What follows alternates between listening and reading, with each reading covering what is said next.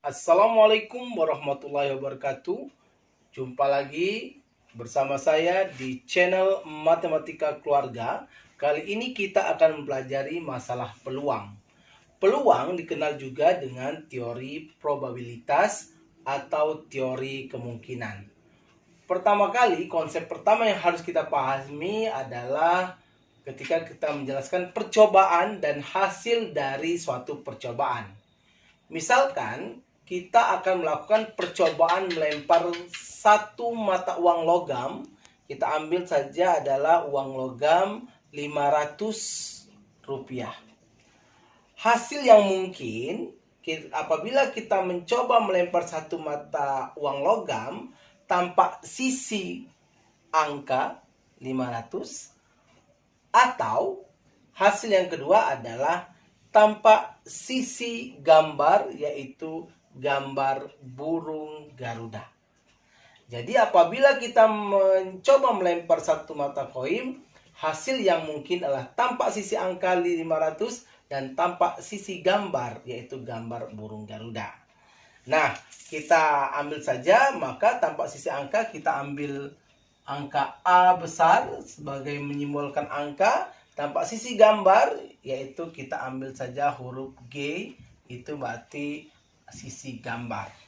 Sedangkan contoh 6.2, yaitu percobaan melempar mata dadu. Satu buah dadu kita lempar, hasil yang mungkin. Yang pertama, hasil yang mungkin adalah sisi 1, boleh jadi sisi 2, boleh jadi sisi yang ketiga, boleh jadi sisi yang keempat, boleh jadi sisi yang kelima, atau boleh jadi adalah sisi yang keenam. Jadi apabila kita melempar satu mata dadu, hasil yang mungkin adalah sisi yang menunjukkan bulatan 1, 2, sisi bulatan 3, sisi bulatan 4, atau sisi bulatan 5, dan boleh jadi sisi bulatan 6. Baiklah, setelah kita tadi menjelaskan tentang percobaan dan hasil dari suatu percobaan, kita akan mempelajari ruang sampel. Yang perlu diingat dalam ruang sampel adalah yang pertama, suatu percobaan akan menghasilkan suatu hasil yang sering kita sebut nantinya adalah titik sampel. Dalam hal ini kita notasikan sebagai huruf A. Yang kedua, suatu hasil yang berisi semua hasil yang mungkin dari suatu percobaan dinamakan ruang sampel. Jadi kesimpulannya adalah semua hasil yang mungkin dari suatu percobaan. Jadi ruang sampel itu semua hasil yang mungkin dari suatu percobaan. Misalkan yang kita notasikan dengan huruf S kapital. Contoh, suatu percobaan melemparkan satu mata uang logam. Satu mata uang logam, maka ruang sampelnya boleh jadi sisi angka, boleh jadi sisi gambar. Jadi, kalau kita tulis di sini, kita notasikan S, anggota himpunannya adalah angka dan gambar.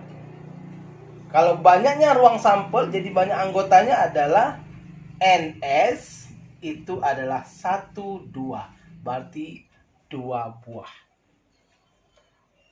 Contoh lain, misalkan suatu percobaan satu buah kartu dari 5 buah kartu yang diberi nomor 2 sampai dengan 6.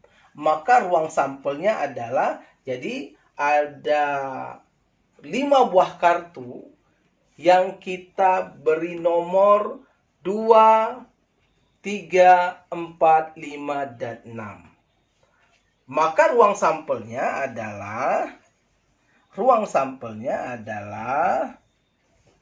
kartu bernomor 2, nomor 3, nomor 4, nomor 5, dan nomor 6. Banyak ruang sampelnya adalah NS-nya. Kita hitung 1, 2, 3, 4, 5. Maka banyaknya ruang sampel adalah 5. Contoh yang ketiga yaitu suatu percobaan melemparkan 2 buah mata uang logam. Tentukan ruang sampelnya. Artinya kita melemparkan 2 buah uang logam. Tentukan ruang sampelnya. Nah, untuk menentukannya, boleh kita membuat kotak terlebih dahulu.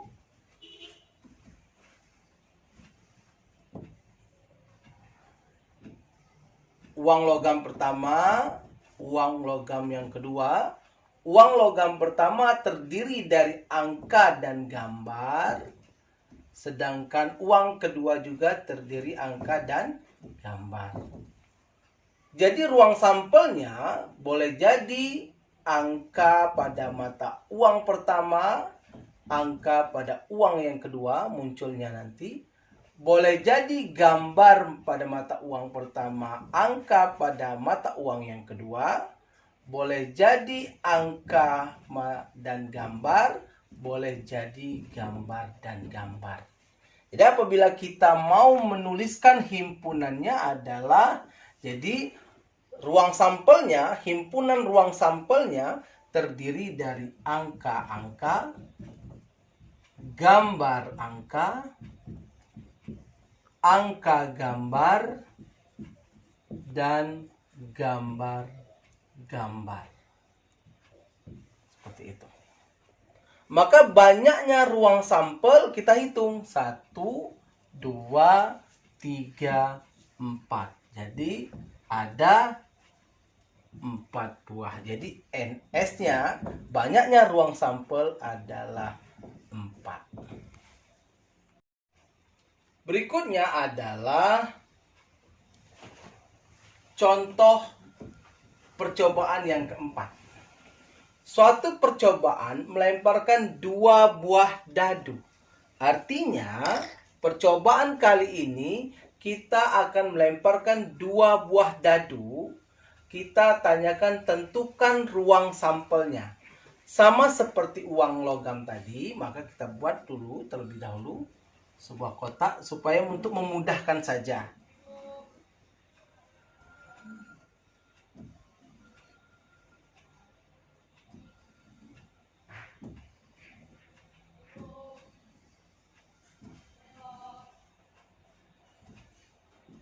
Lagi, yang terlalu kecil.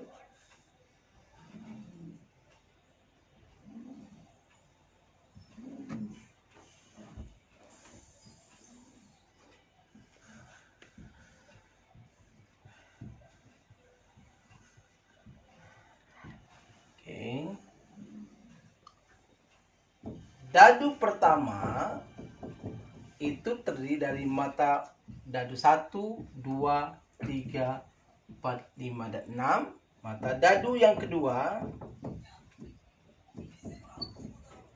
maka kita masukkan tadi satu-satu seperti ini. Karena mata dadu 2, 2, 1.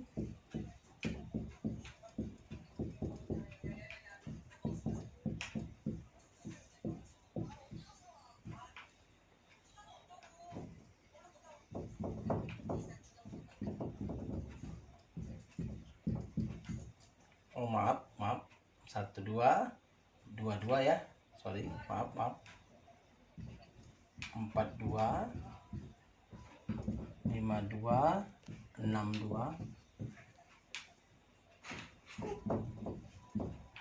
2, 3, 3, 3. Mata dadu yang pertama 4, ini 3, 5, 3, 6, 3, 1, 4, 2, 4, 3, 4.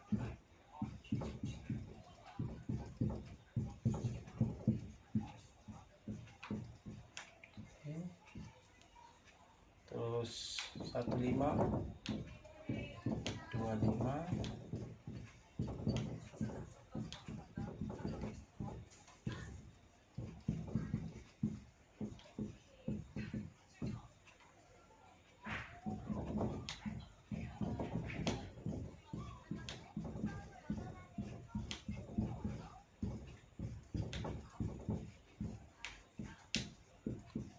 Nah, ini adalah ruang sampel untuk 2 buah dadu.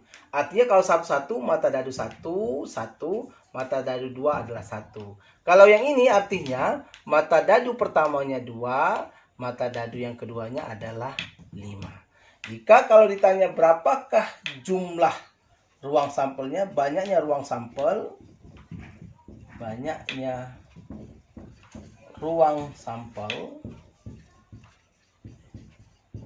atau NS-nya sebanyak 36. Nah, baiklah. Kenapa banyak sekali saya berikan contoh ruang sampel? Karena titik utama dari mencari ruang sampel nanti adalah peluang itu adalah ruang sampel. Baiklah, kita lanjutkan. Materi berikutnya adalah kejadian. Materi ini sama pentingnya dengan ruang sampel tadi. Kejadian itu adalah himpunan bagian dari ruang sampel. Jadi, kejadian dalam pelajaran peluang ini merupakan bagian dari ruang sampel. Himpunan bagian dari ruang sampel.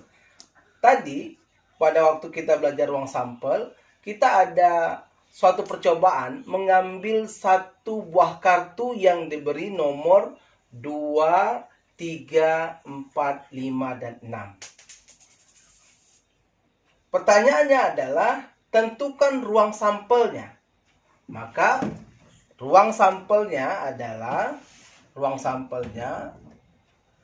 dari percobaan kartu yang diberi nomor 2 sampai dengan 6 adalah nomor 2, 3, 4, 5, dan 6. Itu adalah ruang sampelnya. Kalau ditanya banyaknya, itu adalah 5.